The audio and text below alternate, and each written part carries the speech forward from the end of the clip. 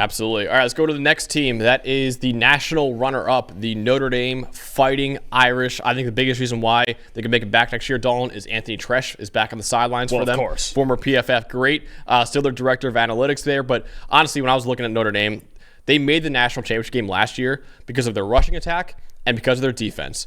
Both of those should remain phenomenal next year. Jeremiah Love is the best running back in college football going into next year. You also brought back Jadarian Price as well to form one of the best duos at running back.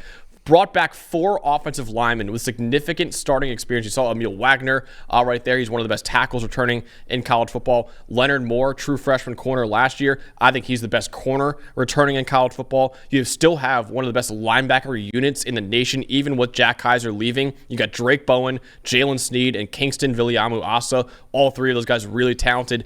And also a very exciting wide receiver room, too, with Malachi Fields, who is a Virginia transfer. He had 1,600 yards over the last 2 years.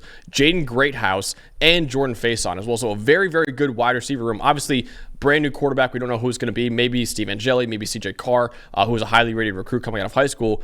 That's kind of the big question with them right now, but they should still have a great defense of Marcus Freeman coaching it up. And also, they have a lot of really, really exciting offensive weapons. I'll throw a 4th guy in there, receiver, and Will Pauling, the transfer from Wisconsin, who's really been their most consistent receiver over the last couple of years. I know Wisconsin struggles to throw the ball, but in the slot, Pauling can be a really nice weapon.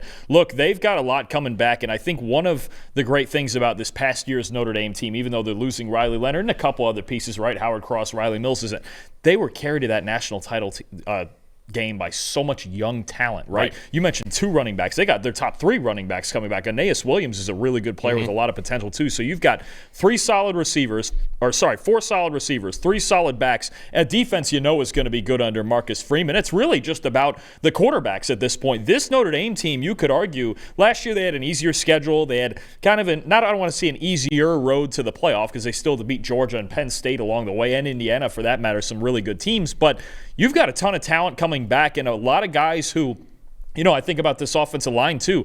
They came into last year with 6 combined starts between them. Now they've got an entire 17, 18 game national title run under their belt, and they feel like they can take this same team and go back as long as they get the quarterback situation figured out, right? Obviously, again, Riley Leonard's really the biggest loss for this team, but they didn't throw the ball all that much. It's even possible that, let's say, Angeli comes in and he can throw better from the pocket than Leonard can, even if you lose something with the lack of mobility without having Leonard. Yeah, and you look at their schedule next year, it's not that impossible either, right? They have to play Miami at Miami in the first game of the year. They have Texas A&M a couple weeks after that.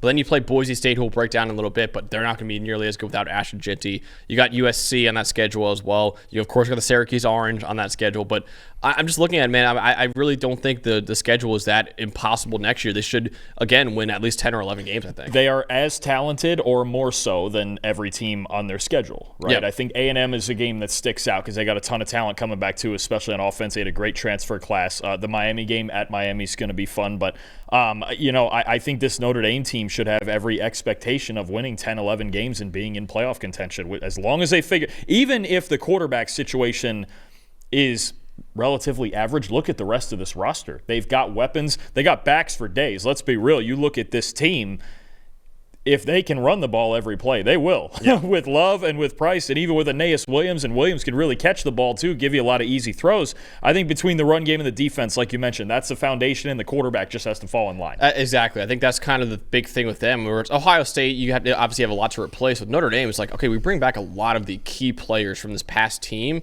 And you mentioned the blueprint that they'd use to make the national title game. It's going to be the same blueprint next year, and it should still be as effective, if not more effective, next year. So you have some superstars returning from Notre Dame next year, and I feel really good about their chances to make it back to the 12-team playoff next year. Hey, thanks for watching another episode of the PFF College Football Show. Please make sure you guys subscribe to the channel. Also, subscribe to PFF Plus at subscribe.pff.com for all of the same data and grades that we use in our show, plus fantasy tools, betting tools, and our mock draft simulator.